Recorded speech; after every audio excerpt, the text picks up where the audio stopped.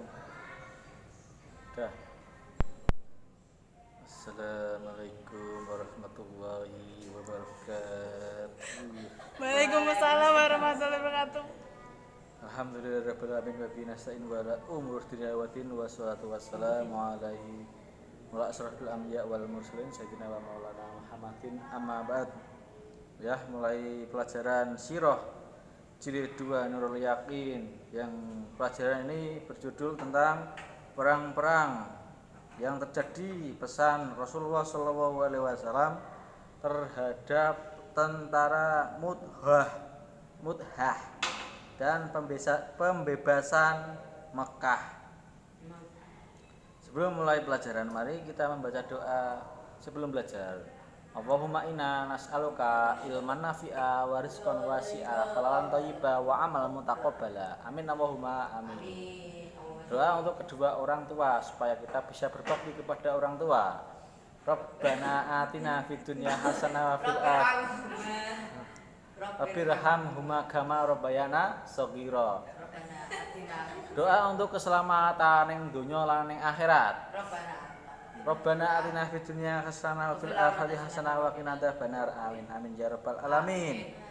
Perang berjudul Perang Mu'tah dan pembebasan ning kota Mekah. Dalam tahun ke-8 Hijriah terjadi perang Mu'tah, pembebasan Mekah, dan perang Hunain dan perang Taif. Rasulullah SAW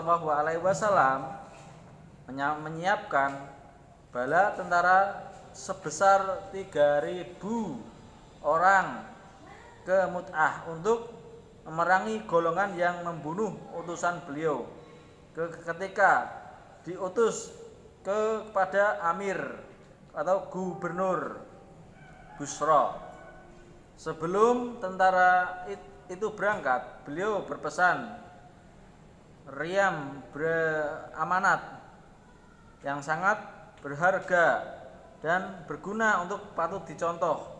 Di antaranya adalah kaum nanti meninjau beberapa gerak lelaki pendeta-pendeta menyadari dan berita di dalamnya gereja-gereja, maka janganlah sekalian kamu mengganggu mereka itu. Janganlah kamu membunuh orang perempuan, anak-anak kecil, anak-anak, orang tua yang lemah, dan janganlah kamu memotong pohon penunggangkan bangunan-bangunan. Jadi ini Rasulullah SAW berpesan terhadap tentara-tentara Mu'tah dan pembebasan kota Mekah. Engko jam 11 lebih sedikit aku bawa ya salah. Dikon abiku ngeket milu apa imam sholat Jumat. Ya.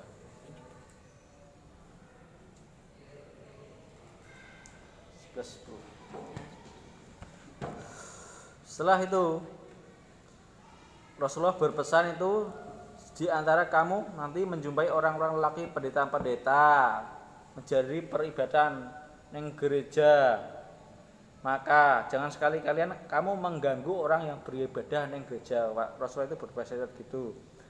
Kamu jangan juga membunuh orang perempuan, juga anak kecil, orang tua yang lemah, dan jangan kamu memotong pohon atau penyangga bangunan-bangunan. Setelah bala tentara Islam sampai di Mu'tah, mereka bertemu dengan tentara Rom yang sangat besar, sebesar sejumlah 150.000 orang, yang sedangkan pertahanan Mu'tah. Karena demikian maka terjadi pertempuran yang sangat dahsyat, sehingga terbunuhlah jenderal Islam yang bertugas pada waktu itu yang bernama Zaid bin Harisah. Dengan cepat melaksanakan kilat, Ja'far bin Abi Thalib. Ja'far itu kalau nggak salah itu adiknya Ali bin Abi Thalib. Kalau Sayyidina Ali bin Abi Thalib mengambil dan memegang bendera perang, lalu terus maju ke medan pertempuran karena pedang musuh dengan putus. Tetapi meskipun demikian ia terus terus menerus. Terus memegang bendera dengan tangan kirinya, tetapi rupanya akibat musuh yang lalu merobohkan bendera, maka perang yang tajam itu dihunus sekali lagi untuk memotong tangan kiri Ja'far yang sedang memegang bendera itu. Maka putuslah kedua tangan Ja'far bin Abi Thalib karamallahu wajhah. Namun demikian semangatnya terus berkobar dan menyala-nyala. Bahkan bendera itu ditegakkan dengan dirangkul, dihimpit pada dadanya, sehingga ia menghembuskan nafas terakhir. Kemudian bendera itu dipegang oleh Abdullah bin Rawahah, tetapi ia lalu terbunuh juga. Akhirnya bendera itu dipegang oleh pahlawan yang pendekar dengan agama yang gagah berani, yaitu Khalid bin Walid. Ketika itu Ja'far bin Abi Thalib ini memegang dari tangan kanannya, terus tangan kanannya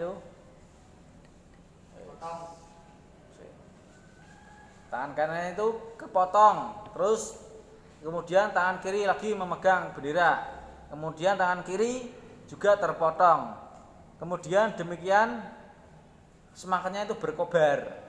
Kemudian kedua tangannya terpotong, terus dihimpit oleh membawa dadanya, dirangkul, kemudian ditebas lehernya, jadi potong. Yes.